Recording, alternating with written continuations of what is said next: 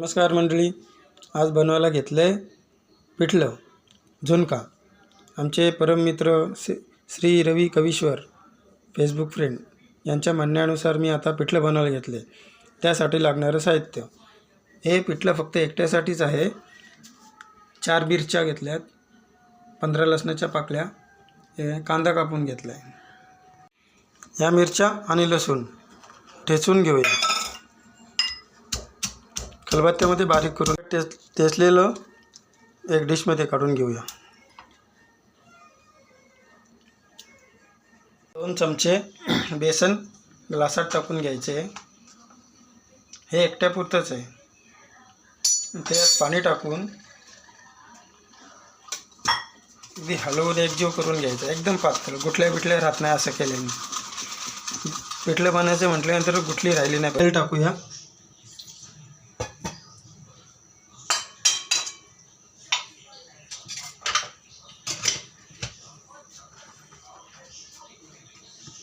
याच्यामध्ये राई तडतडली पाहिजे, थोडंसं थांबायचं. लगेच टाकूया जिरं, टाकूया कढीपत्ता, नंतर टाकूया आपण मिरची आणि लसणाचे केलेला ठेचा.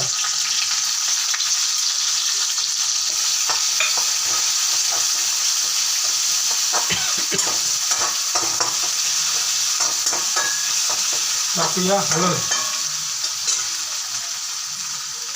थोडीशी हळद,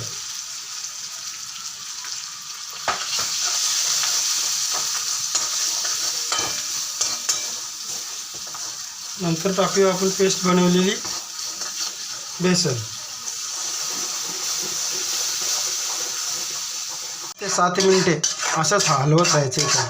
त्याला खाली बसून द्यायचं नाही, गुठल्या होऊन द्यायच्या नाहीत. कांदा मी नंतर टाकतो, कांद्याची चव राहते. टाकूया चवीनुसार मीठ आणि कोथिंबीर. आपला झुणका तयार आहे.